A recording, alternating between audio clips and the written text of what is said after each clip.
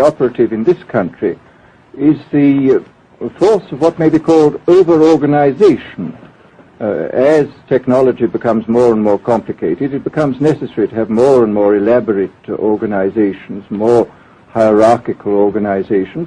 And incidentally, the advance of technology has been accompanied by an advance in the science of organization. It's now possible to make organizations on a larger scale than was ever possible before. And so that you have more and more people living their lives out as subordinates in these hierarchical systems controlled by bureaucracies, either the bureaucracies of big business or the bureaucracies of big government. Now, the devices that you were talking about, are there specific devices or methods of communication which diminish our freedoms in addition to overpopulation and over-organization? Well, there are certainly devices which can be used in this way.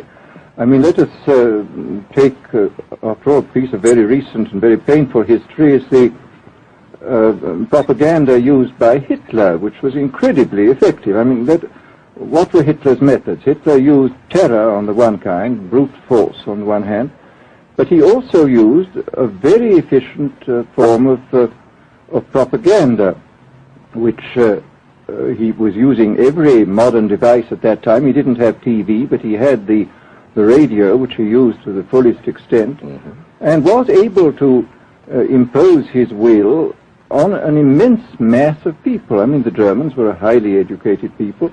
Well, we're aware of all this, but how do you equate Hitler's use of propaganda with the way that propaganda, if you will, is used, let us say, here in the United States? Are you suggesting that there is a parallel? Needless to say, it's not being used in this way now, but the point is, it seems to me, that there are methods at present available, methods superior in some respects to Hitler's methods, which could be used in a bad situation. I mean, what I feel very strongly is that we mustn't be caught by surprise by our own advancing technology. This has happened again and again in history.